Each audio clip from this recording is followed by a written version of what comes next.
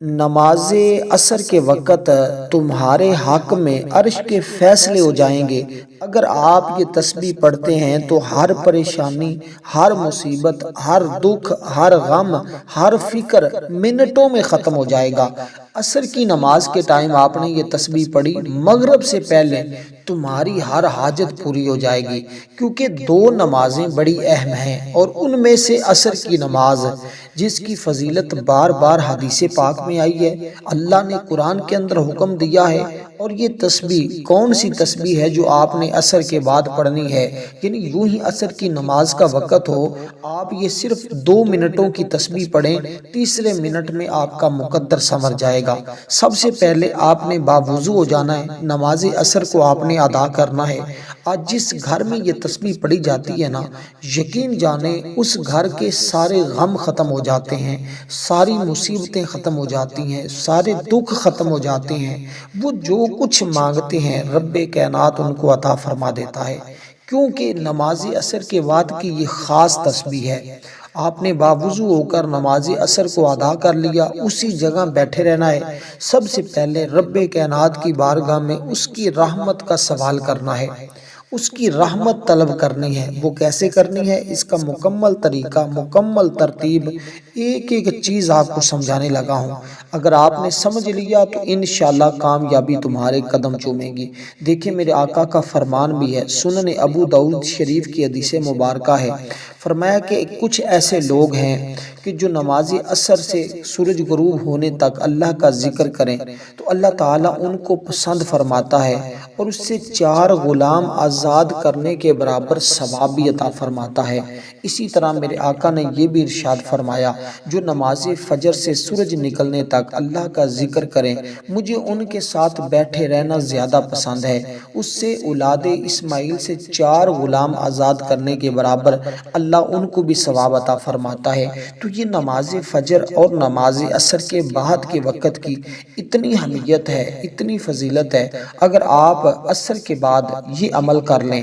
کیونکہ یہ خاص عمل عصر کے بعد کا ہے، اس میں دن کی قید نہیں ہے، صرف وقت کا مقرر کرنا ضروری ہے۔ آپ اس وقت میں کرتے ہیں جو وقت آپ کو بتایا جا رہا ہے، تو یقین جانیں آپ بڑے خوش نصیب ہیں، آپ بڑے مقدر والے ہیں، آپ کی تقدیر جو ہے وہ بدلنے والی ہے۔ اگر آپ کی قسمت میں بدبختی ہے، اللہ اس کو مٹا کر آپ کو نیک بختوں میں کر دے گا۔ اس لیے یہ کام اتنا آسان ہے، اتنا آسان ہے، لوگ سمجھتے ہیں شاید یہ مشکل ہے۔ میں سمجھتا ہوں یہ چند منٹوں کا کام جو آپ کرنے جا رہے ہیں نا، یہ آپ کی زندگی بدل دے گا، آپ کے حالات بدل دے گا، اور آپ کو ایسے خزانے ہاتھ میں لگیں گے جو سب سے قیمتی ہوں گے، اور آپ کے گھر میں ایسے قیمتی خزانوں کا نزول ہوگا، ایسے قیمتی خزانے آئیں گے جس کا آپ نے تصور بھی نہیں کیا ہوگا۔ اب سب سے پہلے آپ نے جب اسی ترتیب کے ساتھ آپ اپنی جگہ پر، اپنی مسند پر بیٹھ گئے، بیٹھنے کے بعد نماز آپ نے جب پڑھ لی، مصلی پر آپ بیٹھے ہوئے ہیں،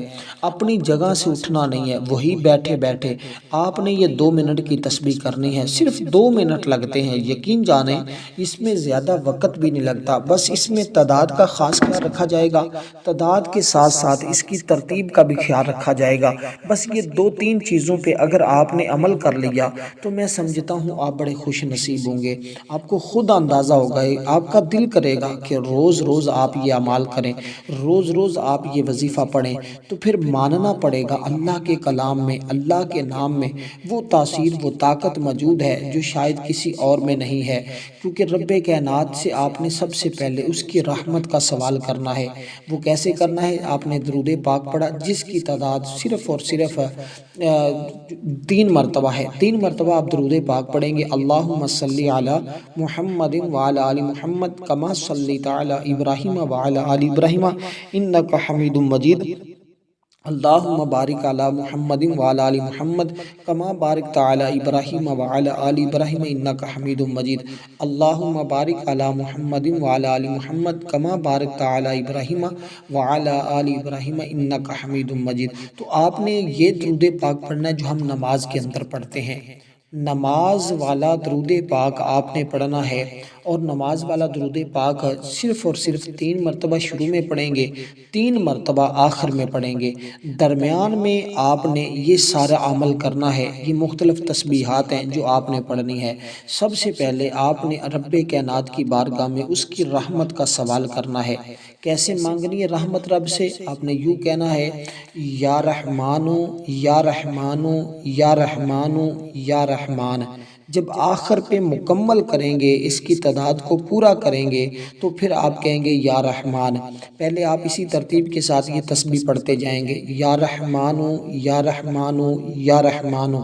آخر میں جب مکمل کریں گے، آخری بار پڑھیں گے، تعداد پوری کریں گے، پھر پڑھیں گے یا رحمان۔ بس یہ اس کے اندر ہے، اور یہ اللہ تعالیٰ کی رحمت کا سوال ہے۔ اللہ تعالیٰ سے ہم نے رحمت طلب کر لی ہے، اس کا فضل مانگ لیا ہے، اور سب سے پہلی چیز ہی اعمال کے اندر اس کی رحمت کا سوال کرنا ہوتا ہے۔ اس لیے جب آپ اس کے بارگاہ سے اس کی رحمت طلب کریں گے نا، تو یقین جانے آپ کو خود پتہ چل جائے گا۔ لیکن یہ عمل کے لیے جیسے میں نے کہا ہے کہ نماز عصر کا ہونا ضروری ہے۔ لیکن نماز کی فضیلت میں حضرت جابر رضی اللہ تعالیٰ عنہ سے روایت ہے، بڑی مشہور ہے۔ رسول پاک صلی اللہ علیہ وسلم نے ارشاد فرمایا، بندے اور اس کے کفر کے درمیان جو فرق کرتی ہے نا، وہ صرف نماز کا چھوڑنا ہے۔ مسلم شریف کی حدیث پاک ہے، اللہ پاک فرماتا ہے، حافظوا علی الصلوات والصلاۃ الوسطی وقوموا للہ قانتین۔ تمام نمازوں خصوصی بیچ والی نماز عصر کی حفاظت رکھو اور اللہ کے حضور ادب سے کھڑے رہو۔ رسول پاک صلی اللہ علیہ وسلم نے بھی ارشاد فرمایا، وہ شخص دوزخ میں نہیں جائے گا جو سورج نکلنے سے پہلے یعنی فجر اور سورج ڈوبنے سے پہلے یعنی نماز عصر پڑھے گا۔ یہ نسائی شریف کی حدیث پاک ہے، حدیث کا نمبر 474 ہے۔ ابن ابی خالد یہ بیان کرتے ہیں، اور حضرت عمار بن ربیہ نے بھی اس کو بیان کیا ہے، وہ بیان کرتے ہیں کہ میں نے رسول پاک صلی اللہ علیہ وسلم کو فرماتے ہوئے سنا کہ وہ شخص ہرگز آگ میں داخل نہیں ہوگا جو سورج نکلنے اور اس کے غروب ہونے سے پہلے والی نمازیں پڑھتا ہے۔ اب دیکھیے آقا علیہ الصلوۃ والسلام کس قدر ان لوگوں کے لیے خوشخبری دے رہے ہیں کہ وہ دوزخ میں نہیں جائے گا، اسے آگ نہیں جلائے گی جو بندہ نماز عصر کو ادا کرے گا۔ اس لیے میرے آقا نے یہ بھی ارشاد فرمایا، جب مردہ قبر میں داخل ہوتا ہے، اس کو آپ کسی بھی وقت دفن کر کے آتے ہیں، وہ آپ صبح کے وقت لے کے گئے یا دوپہر کے وقت لے کر گئے یا رات کے وقت لے کر گئے، لیکن جب قبر میں اس کو آپ اتارتے ہیں، قبر کو بند کر دیتے ہیں، اس وقت مردے کو نماز عصر کے وقت دکھائی دیتا ہے۔ یہ اندازہ کر لیجئے گا کہ نماز عصر کی کتنی اہمیت ہے۔ یہ تمہیں عذاب قبر سے محفوظ کر دے گا۔ اگر کوئی شخص نماز پڑھنے کا عادی ہوتا ہے،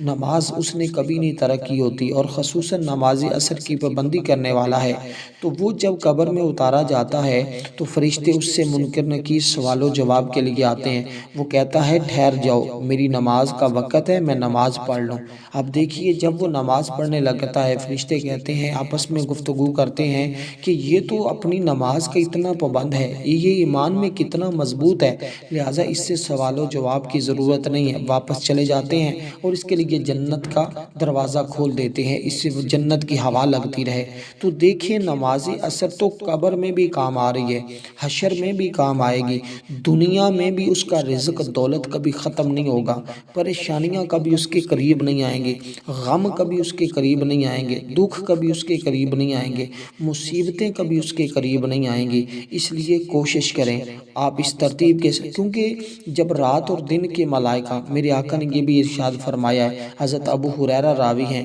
حضور فرماتے ہیں دن اور رات کے ملائکہ نماز فجر اور عصر میں جمع ہوتے ہیں، جب وہ جاتے ہیں تو اللہ پاک ان سے فرماتا ہے کہاں سے آئے ہیں، حالانکہ وہ جانتا ہے، عرض کرتے ہیں تیرے بندوں کے پاس سے آئے ہیں۔ جب ان کے پاس گئے تو وہ نماز پڑھ رہے تھے اور انہیں نماز پڑھتا چھوڑ کر تیرے پاس حاضر ہوئے ہیں۔ رب فرماتا ہے فرشتوں وہ کیا چاہتے ہیں؟ وہ اللہ پاک کی بارگاہ میں فرشتے عرض کرتے ہیں مالک وہ فلاں چیز چاہتے ہیں۔ اللہ فرماتا ہے فرشتوں گواہ ہو جاؤ، میں نے اپنے بندوں کو عطا کر دیا ہے۔ آپ دیکھیے کیسے تمہارے لیے عطائیں ہوں گی جب آپ اللہ کا یہ ذکر کر رہے ہوں گے نماز کے وقت، عصر کے وقت، عصر کی نماز کے بعد، تو پھر اللہ تعالیٰ کیسے تمہارے لیے راہ کھولے گا۔ اور یہ کلمات صرف اور صرف آپ نے 11 مرتبہ پڑھنا ہے۔ کوئی مشکل ہے؟ کتنا آسان ہے۔ جیسے میں نے کہا یہ پورا عمل 2 منٹ میں ہے۔ 2 منٹ اگر آپ دے دیں تو آپ کی زندگی میں کتنی بڑی بہار آ جائے گی، آپ کی زندگی میں کتنا بڑا انقلاب آ جائے گا۔ اس لیے دوستو آپ نے ذرا سمجھنا ہے، آپ نے توجہ کرنی ہے۔ انشاءاللہ تعالی آپ کی زندگی کو 4 چاند لگنے والے ہیں۔ آپ دیکھیں گے کیسے۔ دیکھیں میرے آقا علیہ الصلوۃ والسلام نے فرمایا جس نے عصر کی نماز چھوٹ گئی گویا اس کا گھر اور مال سب لٹ گیا۔ عصر کی نماز کا فوت ہونا بربادی اعمال میں سے ہے، وہ برباد ہو گیا جس نے نماز عصر کو چھوڑ دیا۔ اور یہ بھی میرے آقا نے ارشاد فرمایا ہے کہ نماز عصر کو کبھی نہ چھوڑیے گا، یہ اس کی پابندی کیجیے گا، اس لیے کہ اس وقت اللہ کے نوری ملائکہ ہوتے ہیں زمین پر اور سارے فرشتے اکٹھے ہوتے ہیں اور اللہ کی رحمتیں اس قدر زیادہ نزول ہو رہا ہوتا ہے، اس قدر اللہ تعالیٰ کی رحمتیں زیادہ برس رہی ہوتی ہیں۔ اس لیے ہمیں چاہیے ہم اس وقت کو ہرگز ضائع نہ کریں، باقی وقت کی طرح ہم اس وقت کو ہرگز بربادی میں نہ گزاریں۔ کم از کم ہم یہ ایک چھوٹا سا عمل جس میں رب کی رحمت کا ذکر موجود ہے اس کو کر لیا کریں اور رب کی رحمت کو طلب کر لیا کریں، اللہ کی رحمتیں ہمارے اوپر نازل ہوتی رہیں گی۔ دیکھیں اللہ کی رحمت 2 طرح کی ہے، ایک عام ہے اور دوسری خاص ہے۔ اللہ کی عام رحمت تو ہر ایک کے لیے ہے نا، بلا مذہب کی قید کے، خواہ کو مسلمان ہو، کافر ہو، یہودی ہو، نصرانی ہو، کوئی بھی ہو، خدا کا دوست ہے یا دشمن ہے، انسان ہو یا حیوان ہو، درخت ہو یا پتھر ہو، ہر ایک پر رحمت نازل فرماتا ہے۔ مثلا جب بارش نازل ہوتی ہے نا تو وہ ہر امیر، غریب، نیک، بد کے کھیت پر پڑتی ہے، یعنی ہر ایک کے لیے یکساں ہوتی ہے۔ اس طرح ہر ایک پر رحمت کرنے کے اعتبار سے اس کو اسی طرح رحمان کہا جاتا ہے۔ تو اللہ تعالیٰ کی یہ شان اتنی وسعت والی ہے کہ زندگی میں قدم قدم پر وہ انسان پر رحمت نازل کرتا ہے، تب یہ زندگی کا سفر پورا ہوتا ہے۔ اس لیے جب کوئی بندہ اس کو اس صفت کے ساتھ پکارتا ہے نا، اللہ پاک اپنی رحمت کے دروازے کھول دیتا ہے اور ہر وہ چیز ملتی ہے جس کی زندگی میں ضرورت درپیش ہوتی ہے۔ اس لیے اگر کسی کو مناسب رشتہ نہ ملتا ہو، اس کے دل کی حاجت پوری نہ ہوتی ہو، اس کو چاہیے کہ اس کو علیحدگی میں پاکیزہ جگہ بیٹھ کر پڑھے، اللہ پاک کے حضور نیک رشتے کی التجا کرے، انشاءاللہ بہتر اسباب فوراً پیدا ہو جائیں گے۔ اور اسی طرح اس عمل کے اس ترتیب کے ساتھ آپ نے پڑھنا جو طریقہ اور ترتیب بتا رہا ہوں، اور تصور اور حاجت جس مقصد کا بھی رکھیں گے نا، اللہ پاک اپنی رحمت کے ذریعے ضرور پورا فرما دیتا ہے، کیونکہ اللہ کی رحمت سے ہر مشکل حل ہوتی ہے۔ اس لیے کوئی بھی تمہیں مشکل درپیش ہے، کوئی آڑا وقت آ گیا ہے، خدا نہ خواستہ کوئی مشکل وقت آ جاتا ہے، اس کی برکت سے وہ تمام مشکل وقت ختم ہو جائے گا، آسانیاں ہی آسانیاں ہوں گی، رب کی رحمتوں کا نزول ہی نزول ہوگا۔ اسی طرح بھاگنے والے بچے جو پڑھائی سے بھاگتے ہیں یا کسی اور کام سے الجھاتے ہیں، کوئی کاروبار نہیں کرتے، آپ کے گھر میں بچے ویلے بیٹھے ہوئے ہیں، یہ عمل کر کے اللہ کے حضور دعا کریں گے، اللہ پاک ان کے دلوں میں اپنی محبت پیدا فرما کے ان کو سیدھی راہ پر چلا دے گا۔ اس لیے اب آپ نے اس کے بعد جو چیز پڑھنی ہے نا، وہ اللہ تعالیٰ کا ذاتی نام ہے۔ اللہ تعالیٰ کے جتنے نام ہیں نا سارے صفاتی ہیں، صرف ایک اللہ کا ذاتی نام ہے۔ جب اس ذاتی نام کو آپ صفاتی نام کے ساتھ ملا کر پڑھتے ہیں تو اس کی طاقت دگنی ہو جاتی ہے۔ اس کی خاص تعداد ہے، اس خاص تعداد میں آپ نے پڑھنا۔ دیکھیں اللہ تعالیٰ کی ذات وحدہ لا شریک ہے، اس کا کوئی دوسرا شریک نہیں ہے، وہ کائنات کی ہر شے کا خالق ہے، ہر شے کا رب ہے، ہر شے کا مالک ہے۔ اللہ وہ ہے جو زمین و آسمان کے خزانے اس کے قبضے میں ہیں، کیونکہ وہ ارض و سما کا مالک ہے، جو ہمارے دلوں کی چھپی ہوئی چیزوں اور ہمارے سینوں میں ڈھکے ہوئے رازوں کو جانتا ہے۔ وہ اللہ تعالیٰ کی ذات ہے جو تحت الثری اور فوق الثریہ تک کی تمام غیب حقیقتوں کو جانتا ہے۔ وہ جو رات کو دن میں، دن کو رات میں بدلتا ہے، کیا وہ ہماری مقدر کو نہیں بدل سکتا؟ جو دن اور رات کو بدل رہا ہے اس کے لیے مشکل نہیں ہے، اس نے تو فقط فرمانا ہے کن پس ہو جا، وہ چیز اس بندے کے لیے ہو جاتی ہے، کیونکہ آسمان سے بارش برسا کر وہ زمین پر سبزہ اگاتا ہے، جو خاکی بندوں کو نوری ملائکہ سے بڑھ کر شان عطا کر دیتا ہے، جو سالکوں کو راہ حق دکھلاتا ہے، جو طالبوں کی طلب کو پورا کرتا ہے، جو اپنی رحمت سے ہر چیز کو پال رہا ہے، وہ اپنے رحم سے اپنے بندوں پر فضل و کرم کی بارش کر رہا ہے، وہ اپنے ملک میں جسے چاہتا ہے عزت دیتا ہے، جسے چاہتا ہے عزت چھین بھی لیتا ہے، جسے وہ عطا کرے اسے کوئی روک نہیں کر سکتا، اور جس سے وہ چھین لے اسے کوئی دے نہیں سکتا، وہ اپنے ملک کی ہر چیز کا مالک ہونے کے ساتھ محافظ بھی ہے۔ جب کسی چیز کو کرنے کا ارادہ فرماتا ہے نا تو فقط اتنا ہی کہتا ہے کن بس ہو جا، دیکھتے ہی دیکھتے وہ چیز ہو جاتی ہے۔ بس کاش آج ہر اس عمل کے کرنے والے کے لیے وہ کن فرما دے، ہر ایک کی خالی جھولیوں کو وہ بھر دے، کیونکہ کائنات کو گہری نظر سے دیکھ رہا ہے، اس کے جلوے کی سوا ہمیں کائنات میں کچھ نظر ہی نہیں آتا۔ بس آپ نے پڑھنا کیا ہے، یا اللہ یا سمد، یا اللہ یا سمد، یہ سمد اس کا اسم مبارک، اس کے صفاتی نام ہے، تو یہ اللہ سمد بھی پڑھا جاتا ہے، لیکن آپ نے یا اللہ یا سمد پڑھنا ہے۔ تو یہ دو اسم مبارک ہیں جو الگ الگ ہیں، ایک اللہ کا ذاتی نام، ایک اللہ کا صفاتی نام۔ تو آپ نے آج اس طرح پڑھ کے انشاءاللہ جب آپ یہ پڑھیں گے، آپ ہر لمحہ اس کی یاد میں اپنا وقت گزاریں، تو پھر دیکھیں وہ کیسے تمہیں دیکھیں، جب بھی کوئی اللہ کا ولی بنائے نا، اس نے اللہ تعالیٰ کا یہ نام ضرور پڑھا ہے، اس کے پڑھے بغیر کوئی اللہ کا دوست بن ہی نہیں سکتا، اس کے پڑھے بغیر کوئی چارہ ہی نہیں ہے، اس لیے ہر کوئی اس کے التجا میں اس کو پڑھتا آیا ہے، جتنے آپ کو اللہ والے نظر آتے ہیں ہر ایک نے اس کو پڑھا ہے، اور جس نے بھی پڑھا ہے اللہ کا دوست بنا ہے۔ اور ہماری نا فجر کے بعد دعا ہوتی ہے، جو لوگ اس دعا میں نام شامل کروانا چاہتے ہیں کمنٹ میں نام لکھیں، ویڈیو کو لائک کریں، آگے شیئر کریں، انشاءاللہ دعاؤں میں ان کو شامل کیا جائے گا۔ کوئی بھی خاص مقصد ہے اس کے لیے اگر آپ چاہتے ہیں تو آپ اس کے لیے دعا بھی کروائیں، اور انشاءاللہ کوئی حاجت خاص ہے اس کے لیے وظیفہ پوچھنا چاہتے ہیں ضرور پوچھیں، انشاءاللہ آپ کو ضرور بتایا جائے گا۔ دیکھیں یہ جو میں نے آپ کو بتایا ہے نا، یا سمادو، سواد کے اوپر بھی زبر ہے، میم کے اوپر بھی زبر ہے، دال کے اوپر پیش ہے، اس کا مطلب ہے اے بے نیازی والے، یعنی سب کچھ اللہ تعالیٰ ہے، ہر چیز اسی کی عطا سے وابستہ ہے، وہ بذات خود کسی چیز کی اسے ضرورت نہیں ہے، اس لحاظ سے وہ بے نیاز ہے، ساری دنیا اس کی محتاج ہے، وہ کسی کا محتاج نہیں ہے، اس لیے اس سے بڑھ کر وہ تو جو ہے وہ اس لفظ کا مطلب بھی بڑے وسعت والا ہے، اس نام کا مطلب بھی بڑی وسعت والا ہے، اس لیے حضرت علی المرتضیٰ کا قول ہے، اور مختلف، یعنی جس نے اس کو پڑھا ہے نا وہ کبھی کسی کا محتاج نہیں ہوگا، اس کو کسی کے سامنے اپنا ہاتھ نہیں پھیلانا پڑا، صاحب کشف بننے کے لیے کہ میرے اوپر ساری راہیں کھل جائیں اور مجھے غیب سے نظارے ہوں، اور سیف زبان بننے کے لیے جو شخص اپنی نجی زندگی میں سچائی کو اپنا کر اس کو پڑھتا ہے، اللہ تعالیٰ اس کو سیف زبان، یعنی جو وہ اپنی زبان سے بولتا ہے اللہ پاک اس کا بولے ہوئے الفاظ کو پورا فرما دیتا ہے، یعنی اس کی دعائیں قبول ہونے لگ جاتی ہیں، اس کی جیب کبھی خالی رہتی ہی نہیں ہے، کوئی مالی مشکل آ جاتی ہے، کوئی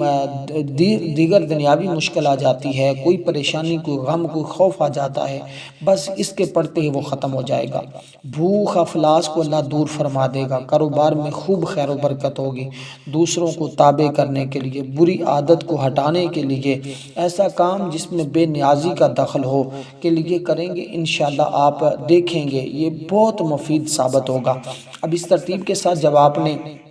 ان اسماء مبارکہ کو پڑھنا ہے اکٹھا ملا کر تو 18 بار پڑھنا ہے،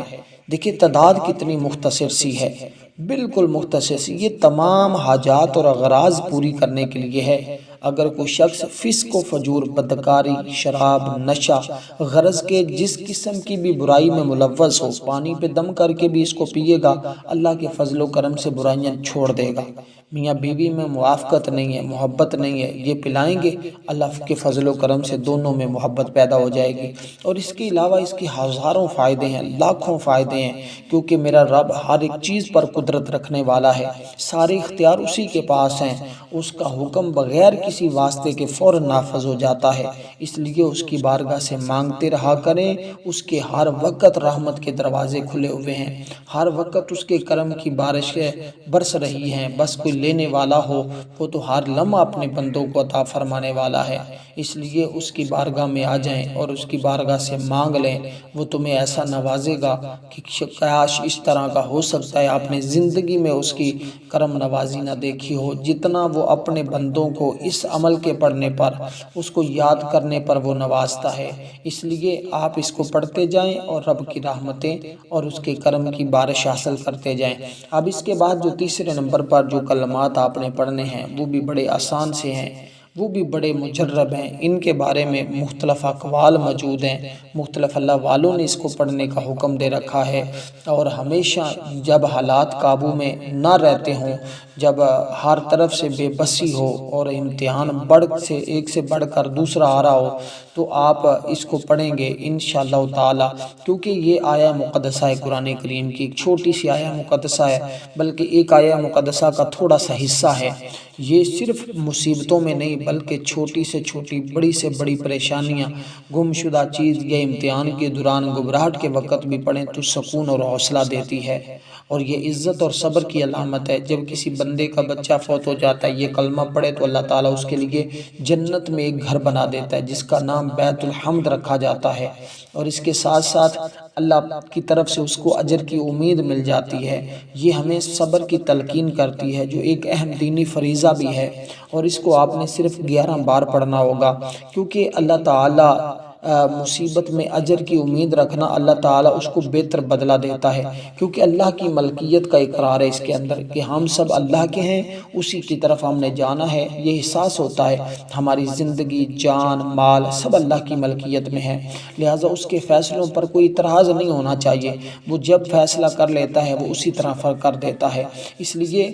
یہاں تک کہ پرانی مصیبت ہو، نئی مصیبت آ پہنچے، یعنی بڑی سے بڑی پرانی کوئی حاجت ہے، بڑی سے بڑی کوئی پرانی مشکل آپ کو پہنچی ہوئی ہے، آپ اس کو پڑھیں گے، اللہ اپنے فضل سے آپ کی مشکلوں کو حل کر دے گا۔ تو آپ نے فقط یہ کلمات پڑھنے ہیں تو انشاءاللہ کوئی مشکل باقی نہیں رہے گی، کوئی پریشانی باقی نہیں رہے گی۔ اور دوستو بھائیو، اگر 40 سال سے بھی زیادہ عرصہ گزر چکا ہے، آپ کے اوپر مصیبت اور پریشانی اور غم آئے ہوئے ہیں، تو آپ اس کو پڑھیں گے، اپنی اس مصیبت کا، پریشانی کا تصور رکھیں گے، اللہ اپنے فضل و کرم سے تمہاری اس مشکل کو حل فرما دے گا۔ تو اس کے بعد پھر درود پاک پڑھنا ہے، اس کے بعد پھر اللہ کے حضور دعا کرنی ہے، انشاءاللہ ہر دعا قبول ہوگی، کیونکہ ہمارے نبی پاک صلی اللہ علیہ وسلم نے فرمایا کہ جو